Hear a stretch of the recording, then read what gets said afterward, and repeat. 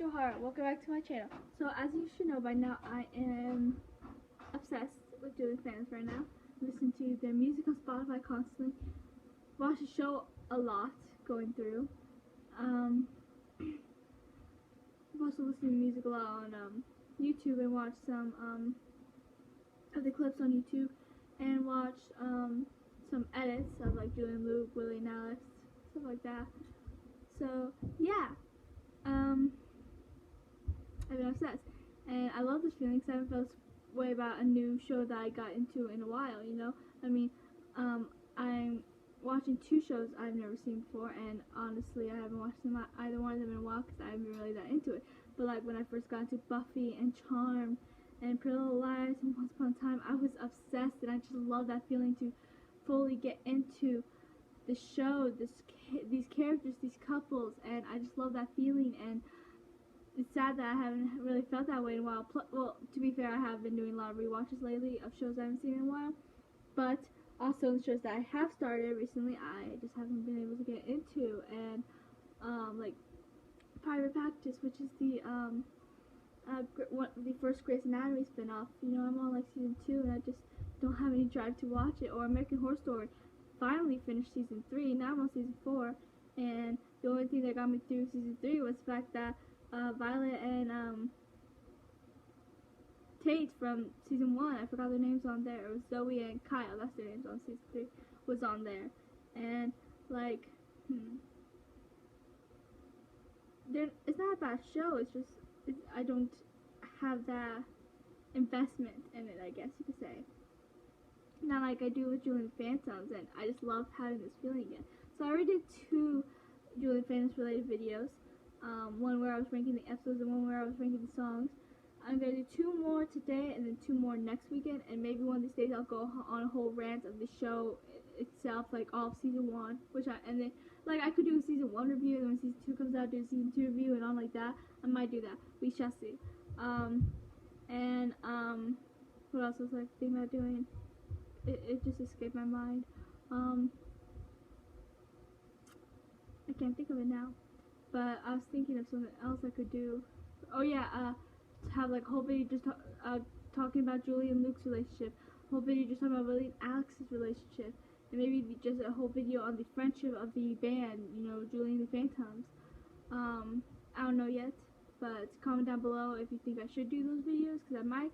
But next weekend I'm doing 2, which I already have them planned, so it's none of those that I just mentioned. It'll be a surprise for what they are.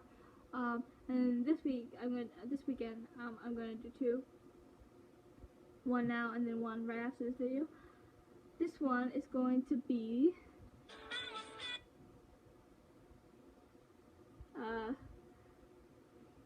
top 10 Julie and Flynn moments in season 1 of Julie and the Phantoms. Yay! So let's get started. Number 10 is Flynn getting mad at Julie. This will be when Julie lied about the whole Flynn, the whole Phantoms thing, and Flynn was really upset because like we don't lie to each other. You know, they've been friends since they were like really little, and they've been really close, and you know, and it doesn't seem like they've gotten into many fights in the past. You know, they're always just so like thick as thieves, and it sounds like this might have been their first like real fight that could ruin their friendship. And I think that and the whole terrified Julie, because like Flynn has been there for her through everything, and they thought that she might lose Flynn after everything they've been through together was scary, you know. And Julie was willing to do anything to keep Flynn in her life, even if that means telling her the truth about the ghost, because she was afraid that she would like think she was crazy. That's why she hasn't told anyone about it, because everyone would think she's gone insane from like the grief of losing her mom. But she was willing to tell Flynn the truth, risking that just to try and keep Flynn in her life. And it's sweet. And of course they do make up. Julie proves to her that they are ghosts, and Flynn ends up really helping them, like good big book gigs and stuff. So yeah. Number 9, Julie telling Flynn the truth. So yeah, I got into a little bit in that in the last one, but she told Flynn the truth, and of course Flynn didn't believe her at first because like that's a lot to take in. So she had to like prove it to her by singing in her garage and having them like show up, and Flynn was like all ready to tell Julie's dad, like, because she didn't think that anything would actually happen. And then when Julie started singing and the song she wrote for Flynn, and you could tell Flynn liked the song, how she thought it was sweet. And then she did freak out a little bit when she found out the ghosts were real, but like who wouldn't? Except for maybe me, because like I would just be awesome. I would like, yeah, I knew it. I'm not crazy, because I do believe in the supernatural. So yeah, but yeah, and they make up and it's really sweet. So number 8 is fist bump. Now this is a really small scene, but it's also really sweet. After the show where they played at the house, and Ray and Carlos started talking about like the holograms and how she does it, and so they end up saying like, what kind of cameras did you use in this, trying to act like they care about his work as photography and stuff, to get him to stop talking about it and start talking about that, so that they're like out of the clear. And when he started talking about it, they just kind of did a little fist bump and smirked as they pretended to listen. And it just shows like they're like completely in sync, and it just shows like how long they know each other and how close they are. And I just thought it was a sweet scene. Number 7 is their first interaction. This was a sweet scene, because it shows how comfortable they are with each other. Right after it jumps to like 25 years later, after the boys died. Julie was out of the locker when Flynn walks up, and she's like, hey, underachiever, and then Julie's like, hey, disappointment. And it's just really sweet to see a friendship like that on TV, because I don't think you see friendships like that on TV much, because that's how a lot of friendships, at least really close friendships, are in real life. That's how I am with my best friend. We say stuff like that, we call each other out. I call her a jerk, she calls me it's a bad word, so bitch, because like Dean and Sam does in Supernatural. We do that, and yeah, we like completely call each other out, and we make fun of each other, and because that's what really close friends do, and you should be able to do that with really close friends, and I just love that that's kind of the friendship Julie and Flynn has. Number 6 is Flynn getting Julie gigs. So Flynn can be trusted to like be on the side of Julie and her band. Right as soon as she found out about the ghost, she was always like trying to book them gigs. She's the one. She booked them the gig at the dance, even though that didn't go entirely out of plan. But she did always believe in her and told Julie to go on by herself because she knew that she could. And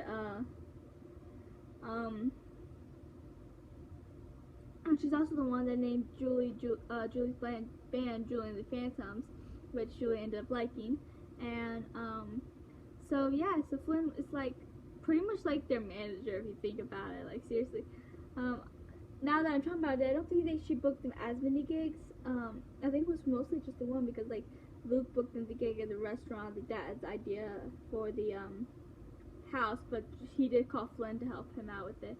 And then it was kind of Willie and the boys that got them into the Orpheum. But I can't wait to see season 2 of Flynn like booking them more gigs and stuff. And it shouldn't be that hard now that they play at the Orpheum. A lot of people are going to know about them and want them playing at their places and stuff. So Flynn can be like an official manager, and I would love to see that. Number 5 is Flynn knowing Julie likes Luke. So in Flying Solo, part of what Julie sings is when I liked them before I liked them because you liked them first. Other than the because you liked them first parts, Flynn did know Julie liked Luke before even Julie was really willing to admit that she did, and she called it out on her 3 times, I think, actually. like, when was it? It was, I got the music in me right before the whole dance fiasco. Um, Julie was showing her a couple songs that her and Luke wrote over the weekend, and then Flynn was saying how amazing they were, and then she was like, and my girl's got a crush and his name's Luke, and she was like, what? No, Luke's a ghost, and she's like, a cute ghost, and then Julie's like, with a perfect smile, Flynn's like, ha, I knew it. I have watched the show a little bit too much. I think I got that just about word for word. And the show hasn't been out that long. And I didn't get on the band like right away like a lot of people did.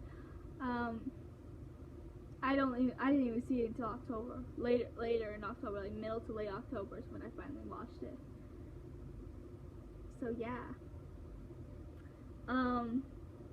That shows how obsessed I have been of it. But anyways, what were we talking about? What number are we on? What? Oh, it's Flynn knowing that Julie likes Luke. That's right. And she's like worried about Julie because Luke is a ghost, and she doesn't want Julie to get hurt. And she keeps trying to get Julie to go out with Nick because Nick's alive and he's real and Luke's not. And then it's just really sweet how much Flynn cares about Julie and her feelings and doesn't want her to get hurt, Number 4 is Flynn insisting Julie perform in front of the school. This was the dance, wasn't it?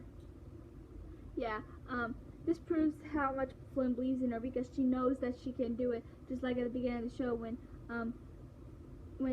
Julie couldn't play at the beginning in the music thing right before she gets kicked out, before she gets let back in. Flynn believes in Julie and knows she can do it, maybe not right now, maybe not right then, but she knew that she could, and she was so happy and proud of her when she found out that she finally sang, Wake Up, and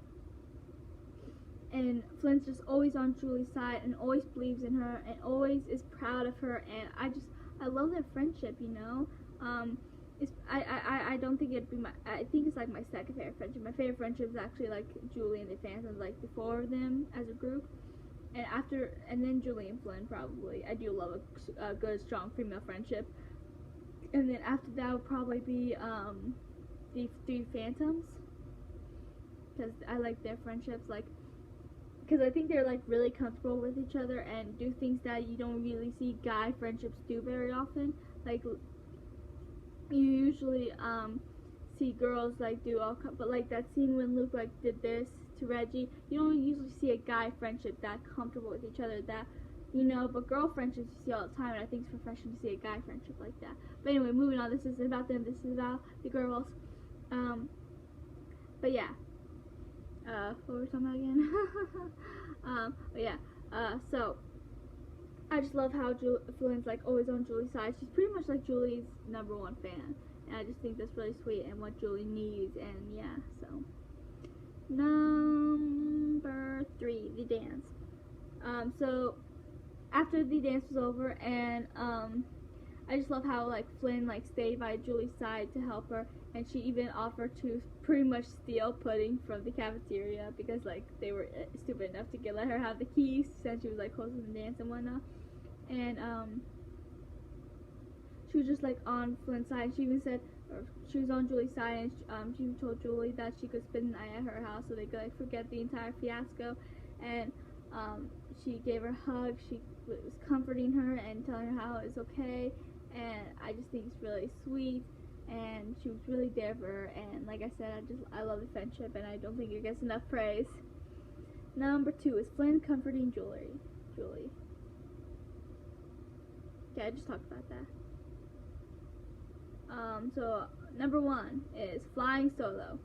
Obviously this would be number 1, because it's a really nice song. I do like the song. It's not my favorite, but I'm pretty sure it's in my top 10s. At least I think it was when I did the ranking thing. I think it was like higher on the list, but it was on the top 10. So, but yeah, I just love like some of the things she says in the song, like to show how close they are. Like she's like, what does she say? She's like, if I leave you on a bad note, I'll leave you on a sad note, guess that means I'm buying lunch that day. Or my favorite line in that song is, "And if somebody hurts you, I'm gonna get hurt too. That's just how we work." Yeah, that's just how we work. It's just so sweet because it's like, it's true. Flynn was hurting when the Phantoms hurt Julie, and I don't think it really showed Flynn getting hurt in the season 1, but maybe it will season 2. I guess we'll find out.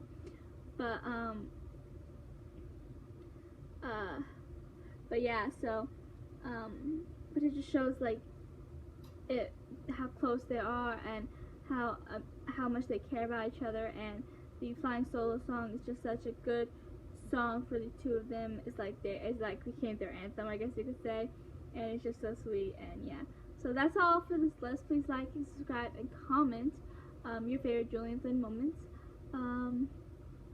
And I might make a season 2 depending if when season 2 comes out, if there's enough Julie and Flynn moments, which I hope there are, because they do have a nice friendship and I was just delved into a little bit more. So yeah, that is all for this video, and I'll see you guys later.